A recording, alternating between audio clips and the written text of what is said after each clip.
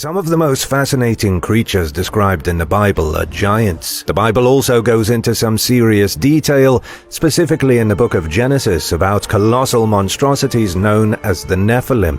They were violent superhuman offspring that were created when angels became tainted by their lust for human women in the days before Noah. The thing about the Nephilim was that they were so ugly, heinous, and sinful that God flooded the planet just to get rid of them. Noah then saved the rest of God's creatures with his mighty ark. The Bible describes the Nephilim as giant bullies.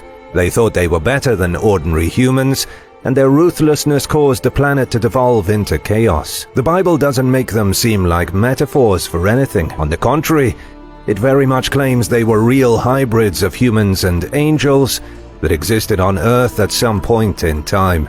Number 9. Marduk.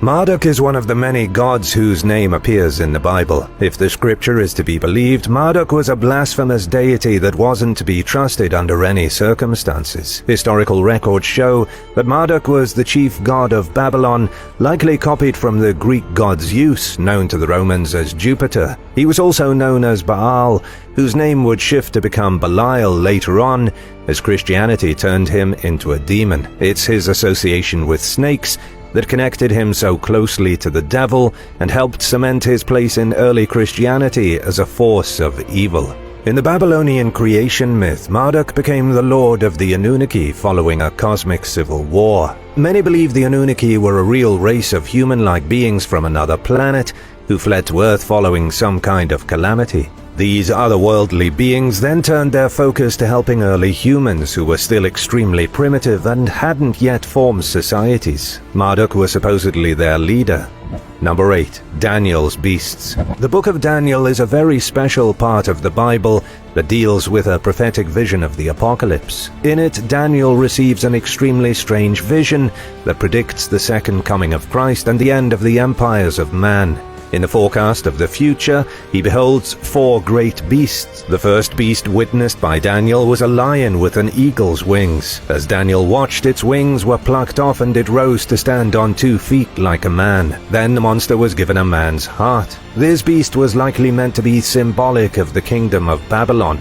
The second beast looked like a bear, but had 3 rib bones in its mouth, clenched fiercely between its teeth. This beast was told to arise from its slumber and devour flesh, and the 3 teeth in the bear's mouth represented the 3 empires that Cyrus the Great had already conquered. Then came the third beast.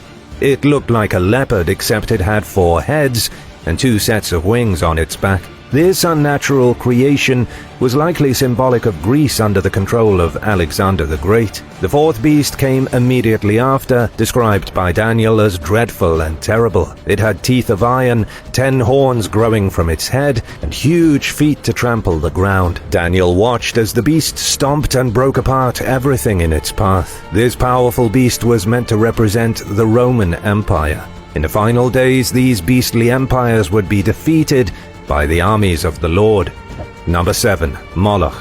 Moloch is an ancient pagan god that the Bible warned everyone about. Moloch was one of the few gods of the ancient world that could really be considered evil. The cult of Moloch, according to the Hebrew Bible, practiced barbarism at an exceptional level. The Holy Book claims the cult boiled children alive as offerings to their god. Rumor has it there are still devotees to Moloch alive today, and that they still carry out sacrifices in the name of this ancient deity.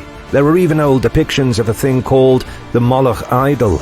This was a 7-chamber chapel designed in the likeness of Moloch's bull form, with each of the 7 chambers reserved for a child sacrifice. Ancient Judaic texts show that worshipping Moloch was strictly outlawed, even by pagan standards 2,500 years ago.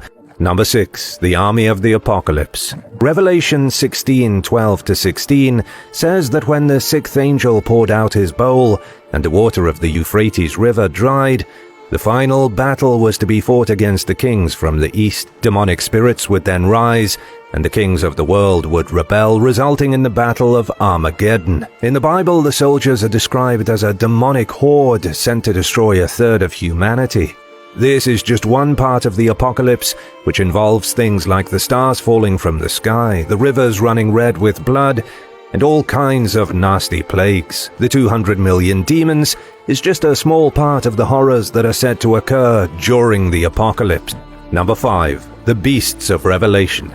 The book of Revelation holds yet another vision of the end of the world, and once again, there's mention of some horrendous beasts. John, who's given a vision of the apocalypse as it will happen, sees 2 beasts rise up out of the sea. The first is an abhorrent thing given authority and power by the dragon, or the devil. It emerges from the abyss with 7 heads and 10 horns, each one topped with a crown. The name of this beast is blasphemy, and it has the skin of a leopard, the feet of a bear, and the mouth of a lion. As it appears from the sea, a mortal wound on one of its heads heals itself, causing the people of Earth to stare and wonder. The humans are so fascinated by the unholy abomination that they follow it, and for that reason most biblical scholars agree that the first beast is the Antichrist. The second beast in Revelation doesn't come from the sea, but instead rises out of the earth. It's briefly described in the Bible as having a pair of horns and speaking in the tongue of the dragon. This is generally agreed to be the false prophet.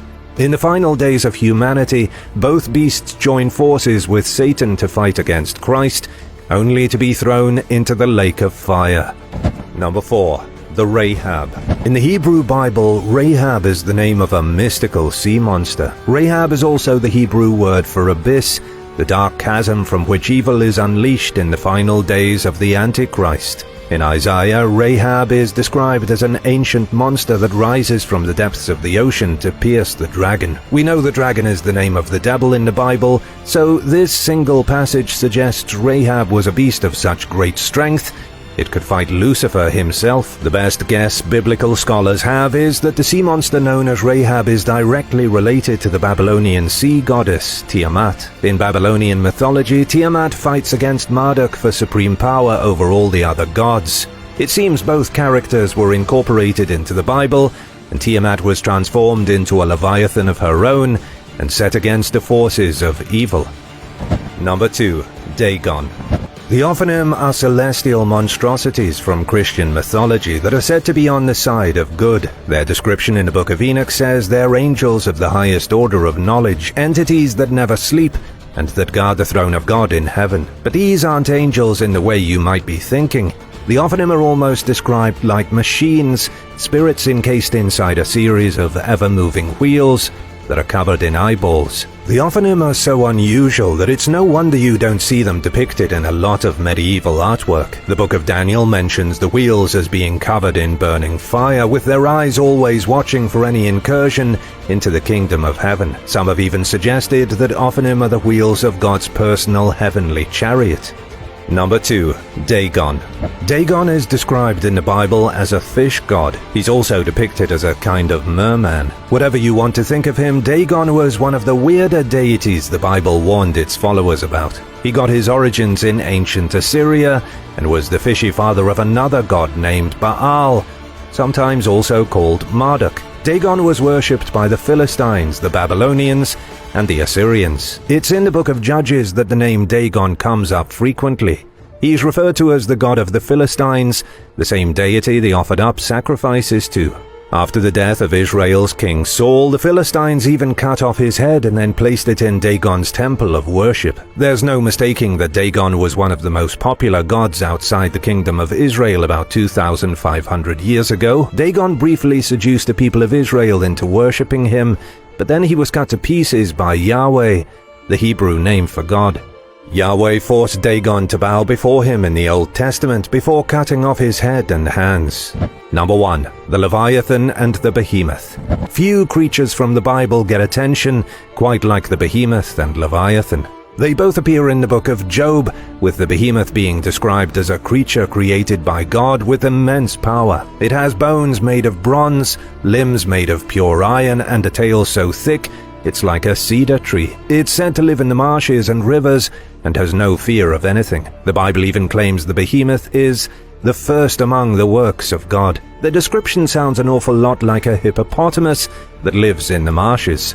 Others think the Behemoth is in fact a dinosaur. The third option is that the author of Job was describing a mythological monster that people in biblical days thought was real. The Leviathan is supposedly a creature of biblical proportion that rises from the depths of the sea. It could be a sea serpent, the legendary kraken, or something as simple as a whale. Either way, these two beasts were so fierce and frightening, they were used as examples of God's ability to create monsters.